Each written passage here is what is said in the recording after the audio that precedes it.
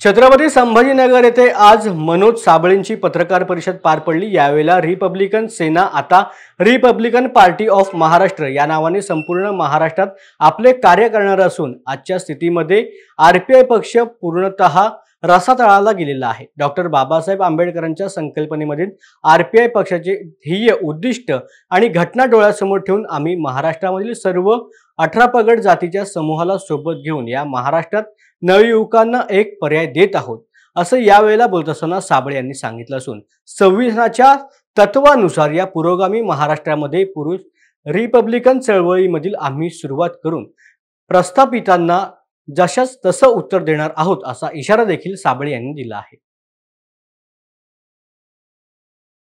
कुतकर आहेत, आमचे अनिलभाई ढाले आहेत, सुनील खरात आहेत, नवनिर्वाचित जिल्हाध्यक्ष आयुबभाई पटेल आहेत, आमचे शहर प्रमुख रणजित मनोरे आहेत, जयनाथ बोर्डे आहेत, अर्षद लखपती आहेत, त्याचप्रमाणे अनेक असे आमचे सुधाकर साबळे आहेत। भाऊसाहेब डाव या शासनाने केंद्र शासनाने जो आखलेला आहे हा आम्ही आणून पाडणार आहे या ठिकाणी, कारण की अनेक प्रत्येक क्षेत्रामध्ये त्यांनी खाजगीकरण केलेलं आहे आणि कुठेतरी खाजगीकरण म्हणजे एक हुकुमशाहीची वाटचाल या माध्यमातून दिसून येत आहे।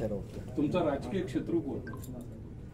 नाही, आमचा राजकीय शत्रू म्हणजे एक लक्षात घ्या की जे काही संविधानानुसार जी काही घटना आहे, बाबासाहेबांची संविधान आहे, त्या संविधानानुसार जर एखादा राजकीय पक्ष सत्ताधारी जर काम करत नाही, प्रस्थापित पक्ष काम करत नाही, तर ते सगळे आमचे विरोधक आहेत। धन्यवाद। आपलं नाव?